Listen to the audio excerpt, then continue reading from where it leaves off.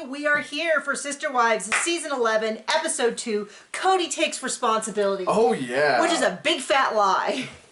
All he does is say that he might, to a small degree, have some culpability, which he uses 90,000 times. Well, he does say they both have culpability, but you know what does not say? That he cut her off sexually years earlier. I mean, she does not have wife status because he's done with her. Okay, so first off, it starts off with, and we're referring to Cody going up to visit Leon and talk about Leon's coming back down for the summer to stay with Mary, and Cody's trying to smooth things over. But before we get there, we are planning the bridal shower. Janelle is doing it with Desi, who is Maddie's best friend, and Mindy, who is Robin's niece.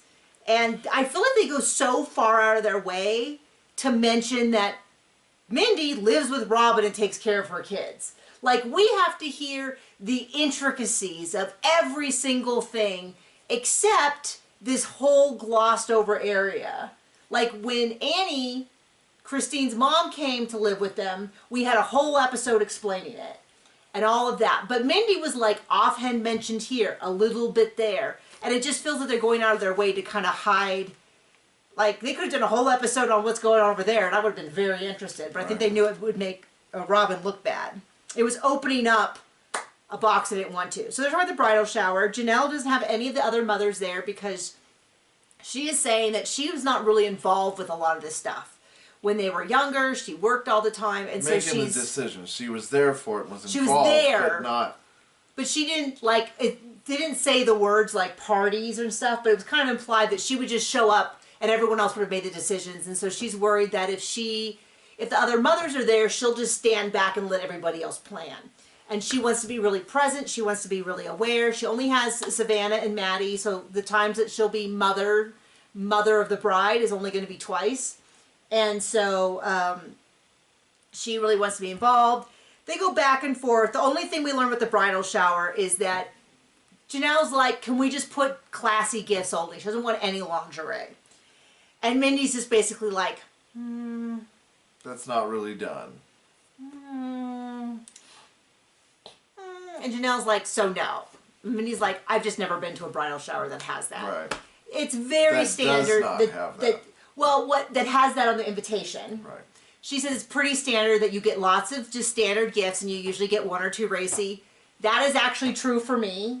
I don't know if I told this story before. I had a bridal shower. It was essentially only family members and my mom's friends. Essentially, that's what it was. And I still got very demure, very appropriate. Like, I didn't get anything. Well, I won't even suggest what kind of things I didn't get. And here's the deal. If you got super racy stuff, no judgment to you. I'm just saying I did not, but I still got like a lovely long silk white gown, and I got like a little kind of semi-see-through with flowers and stuff. And those were the only two racy gifts that I remember. I remember I was really embarrassed though, because they got a little pair of underwear and a little rhinestones in white lace. It said "I do," and one of the older ladies quipped, "It should say I did." And I was so embarrassed. And then John came over and helped to load all the gifts into the car. And they were like, oh, look at her handsome, strong little fiance. Oh, isn't he just what a gentleman. All that kind of stuff. But it was, so it was pretty standard. So they kind of just looked at Janelle and were like, come on. And then they cut back to and Cody's just flipping out about how inappropriate it is. And it's just like, dude, it's not your wedding. And he's like, I don't want any strippers there. And it's like, and then even the director had to be like, Cody, we're talking about the bridal shower, not the bachelorette party. But he's just so... Brilliant. He's such a brilliant guy. Once you notice that every single discussion revolves back to how he feels... How it relates to him. How it's about what he wants. You really can't realize this man just doesn't have any clue that anyone exists other than himself in relation to him. But, and then Desi talks about how she's like, I know you guys often do like dances or something. I think it'd be cool if we did something, but they don't really decide on anything. And then, I'm trying to remember the order of this. It's not good. No, I'm trying to remember how this went. Oh, it's very short. So then, did Cody went to go talk to Tony first, or did they look at outfits first? That was after he talked with Tony. Okay, so then Cody goes up to St. George to meet with Tony, and this whole thing, I have no And now patience. that he knows what Tony wants, he moves the bar. Instead of December, he wants them to get married in April. But he'll move it to December as a compromise. They're explaining how Cody met Mary and they got engaged within 2 months and then they got married 4 months after that. And then he's going to explain to us why he just keeps talking to Tony about what Cody wants. And to be Cody fair, would like him to wait. Cody would like him to do this. And Cody also talks about his 2 daughters, McKelty and what's the other one? Maddie. Basically as cattle or property. Yeah, I mean, this is just it was kind of like any sympathy I had for good points that he made previously, I was like, if you're talking, this is my feeling. If he's talking about Christine giving her blessing, it's fair for Christine to say, I don't feel comfortable giving my blessing till I know you better. But them saying we're going to give you a blessing, but now we're going to try to control how the wedding is. And this is the other thing, okay? So what we're not talking about are 2 factors.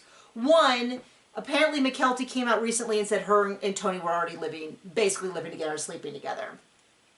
Which makes the whole thing later on when Cody's talking about waiting till marriage ridiculous. And then the other factor is that TLC kicked in a lot of money for the wedding. Now, I don't think that it didn't cost Cody anything, because I don't know if TLC paid for the clothes they had to buy for the wedding, the travel, the hotel, stuff like that. But I wish they would have just addressed it on the show, that some of the wedding would be paid for. Like, even if they just did it in the tell-all. But when Cody's kind of acting like, well, I want you to do it then, it's not about, he does like, well, it's clear that one of the wives has talked to him, probably Janelle, because she is using similar language of like making sure that each girl has enough time for her wedding to be special. That was something Janelle said that now Cody is parroting. But this idea is just Cody keeps saying, well, I want you to do it this. I want you to do it then. You're 21 years old. You've waited 21 years to have sex. You can just keep waiting. And Tony kind of laughs, and you're like, okay, well, he just clearly hasn't. But then also part of me goes, dude, you don't know anything about waiting till marriage, because you've already now in real time admitted that you did not wait till marriage. Secondly, when you were dating Janelle, Christine, and Robin, you were already having sex with someone else. So you weren't waiting either. The only comparable thing was when you stopped having sex with everyone during your courting period. But that didn't happen. So just the more Cody talked, the more I was like, run away, run away. Just go, and then we have this whole thing where basically what happens is Tony says, I'll talk to McKelty. I'll talk to McKelty. And then McKelty in the interview is saying, well, we are definitely getting married in September, or August, which I don't think happened. So I don't know what that was about. And then she's explaining that she wants a small wedding, and he's like, well, what if I want a big wedding?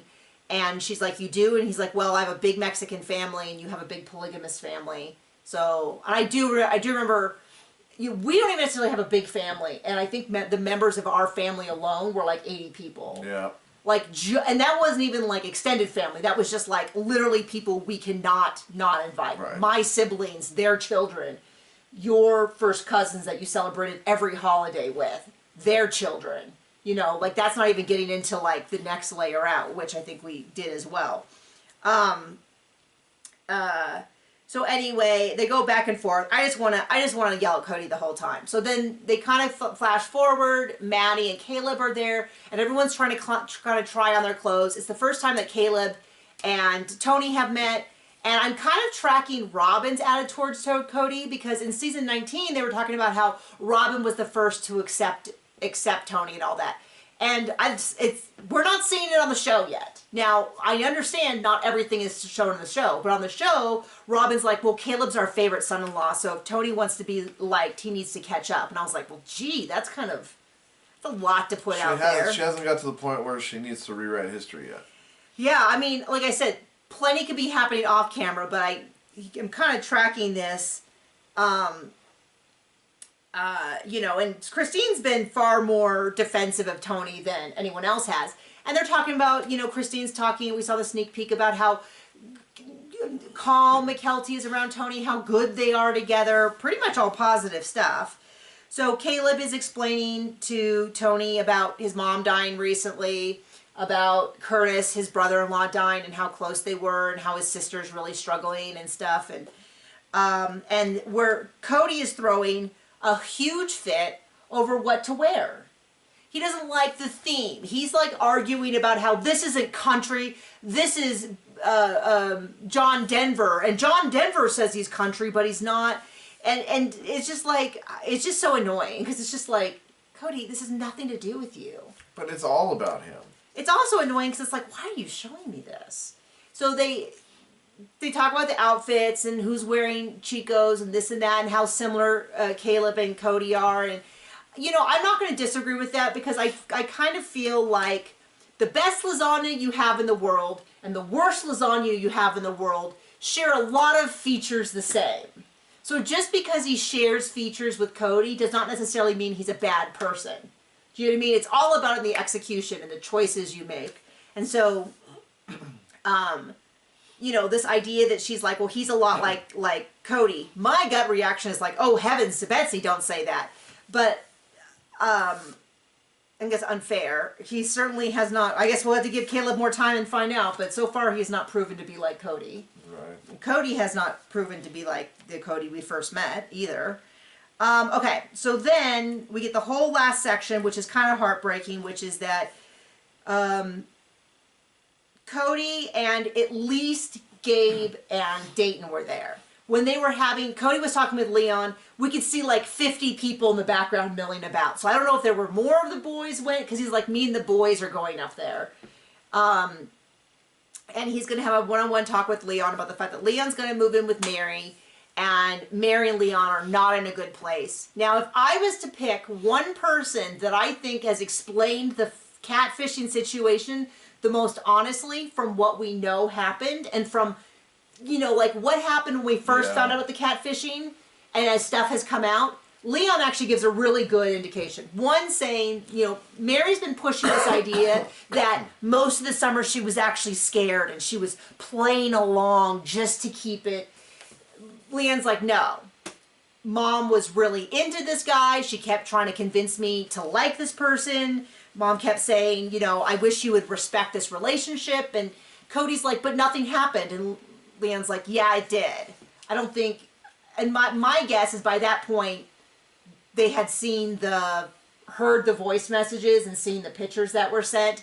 Plus, Cody's like, well, Mary was never going to leave. I mean, and is that true. What you think? And they reply, well, I think if the person had been real, Mom would have left. And I think that is accurate as well. And it would have been nice for her. That's what you're adding. Yes. Okay, just to clarify, that's not what was said in the show. They had somebody who actually liked her company. Yeah. So anyway, then it gets in this whole thing where Cody's like, well, we were in a really bad place and we were always fighting and we both dug this hole. So he takes, first of all, uses the word culpable. He has poisoned this word. I used it in a TikTok recently, and it sounded, in my ears, it sounded awful, because I was like, culpable. What a goofy word. He used it like 7 times in this. And then, but was like, took like the bare minimum. And I understand why Leon's so upset. No one's telling them the actual truth. Right. They weren't telling us either. I don't even know if Mary knew the truth, was willing to even admit it. But, I don't know. I remember when I watched it the first time being frustrated they were so tough on Mary, but then also being like, if they don't know the whole story, then how are they supposed to judge things correctly? And if you're hiding enormous chunks of information, what are you going to do? So anyway, the end point is Leon admits that at some point they're going to have to deal with their mother, Mary. They're just not quite ready, and they feel really pushed and pushed and pushed. There's an agreement. They will talk to Nancy, and then there you go. Cody that makes a big deal about how I love you unconditionally, and I love you so much, and if you don't love Mary, then Mary will die. But I'll be fine, but I love you. And I was like, boy, did a lot of this not age well. So really hard for me to watch. It's such a complicated issue. There was so much going on. I want to be really respectful. We didn't talk about how inappropriate Tony was when, what's his name? Oh, well, when Caleb said his mom died, Tony's like, oh, sorry. Yeah, and I just told John that people are really uncomfortable around that kind of grief, and they act inappropriately on accident, which is what I took that to be. Okay, well, I just wanted to point that out. Is that, yeah. Until you've really gone through some big griefs and you're on the receiving end of how weird people are. We had that with our miscarriages, and then my mom passed away just over a year ago. And you realize, like, wow, people are really uncomfortable around it, and they behave. So I give him a little bit of grace that was. But I don't. That was a big fumble in how he responded with the big smile and the joke and stuff, but that it probably came from not a place of evil, but a place of, wow, being young and not being around that a lot. So thank you so much for joining us. We will see you later. Bye.